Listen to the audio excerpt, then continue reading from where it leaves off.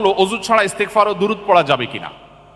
অজু ছাড়া ইস্তেগফার এবং দুরূদ পড়া যাবে কিনা এর প্রশ্ন উত্তর হলো, আল্লাহ রাব্বুল আলামিন যে বিষয়গুলো মানুষের জন্য সবচেয়ে আবশ্যক, যেটা ছাড়া মানুষ তার ঈমানকে ধরে রাখা, আল্লাহর সাথে কানেকশনকে ধরে রাখা কঠিন, সে বিষয়গুলোকে আল্লাহ তাআলা সহজ করে দিয়েছেন।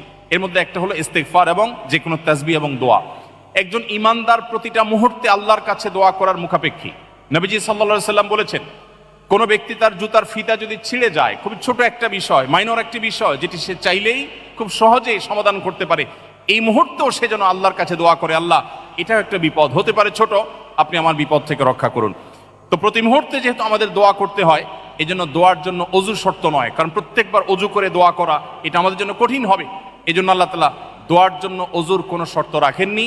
একজন ঈমানদার বিনা অজুতে এবং যেই কোনো মুহূর্তে, এমনকি গোসল ফরজ হলেও ওই মুহূর্তে একজন ঈমানদার আল্লাহর কাছে দোয়া নিবেদন করতে পারেন, ইস্তেগফার করতে পারেন, তাসবিহ তাহলিল পড়তে পারেন এবং দুরূদ পাঠ করতে পারেন। অতএব আমরা যে কোনো মুহূর্তে এই আমলগুলো করতে পারি, বিশেষ করে যখন আমরা পবিত্র জায়গায় থাকবো, শারীরিকভাবে অপবিত্র হলেও এই আমলগুলো করা যাবে।